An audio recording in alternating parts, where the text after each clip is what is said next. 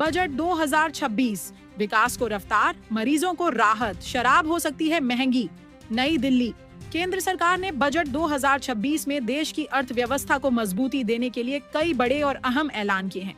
इस बजट में राज्यों को अधिक हिस्सेदारी देने, एमएसएमई को बढ़ावा, इंफ्रास्ट्रक्चर विकास, आयुर्वेद, इलेक्ट्रॉनिक मैन्युफैक्चरिंग और स्वास्थ्य क्षेत्र पर विशेष फोकस किया गया है।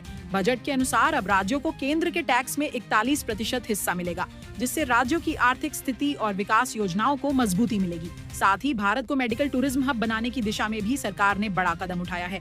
कैंसर मरीजों को बड़ी राहत।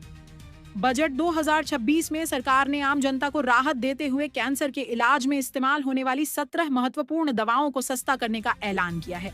इन दवाओं पर कस्टम ड्यूटी और टैक्स में छूट दी गई है, जिससे इलाज का खर्च कम होगा और मरीजों को सीधा फायदा मिलेगा। शराब हो सकती है महंगी। वहीं दूसरी ओर सरकार ने स्वास्थ्य और राजस्व को ध्यान में रखते हुए शराब पर टैक्स बढ़ाने के संकेत दिए हैं। अगर यह फैसला लागू होता है तो आने वाले समय में शराब की कीमतों में बढ़ोतरी हो सकती है। बजट 2026 की प्रमुख घोषणाएं। एमएसएमई सेक्टर के विकास के लिए 10,000 करोड़ रुपए की विशेष निधि।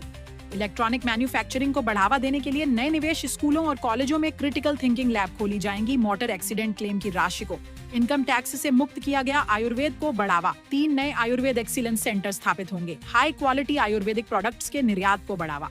देश में 7 हाई स्पीड रेल कॉरिडोर बनाए जाएंगे। माल ढुलाई के लिए नए फ्रेट कॉरिडोर का निर्माण। लिक्विडिटी सपोर्ट के लिए ट्रांजैक्शन सेटलमेंट प्रोग्राम।